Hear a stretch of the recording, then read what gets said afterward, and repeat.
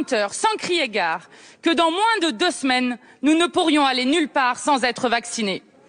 Le Conseil de défense est votre salle de jeu où vous jonglez avec la vie des Français. Vous prolongez l'état d'urgence sanitaire jusqu'à décembre. Vous parlez aux Français comme vous parlez à des enfants. Cet été, Jacques a dit pas de vaccin, pas de train. Jacques a dit pas de vaccin, pas de café. Pas de vaccin, pas de commerce. Cet été, si vous êtes vaccinés mais pas vos enfants, ils vous attendront devant le restaurant. Après la police du vêtement, Macron invente la police sanitaire. Cet été, votre passe sanitaire sera contrôlé par des policiers non vaccinés. Cet été, vous demandez au patron de café de s'improviser videur. Mais rassurez-vous, Macron nous l'avait promis, le vaccin ne sera pas obligatoire. Bienvenue en Absurdie. Monsieur, ne nous caricaturez pas.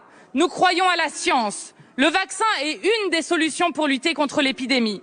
Mais l'Organisation mondiale de la santé elle-même nous dit qu'il faut convaincre plutôt que contraindre. Mais avec vous, pour le vaccin comme pour le reste, c'est à la matraque.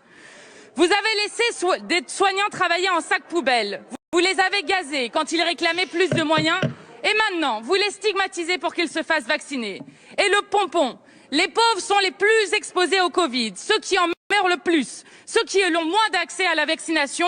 Alors, en toute logique, vous déremboursez le test PCR.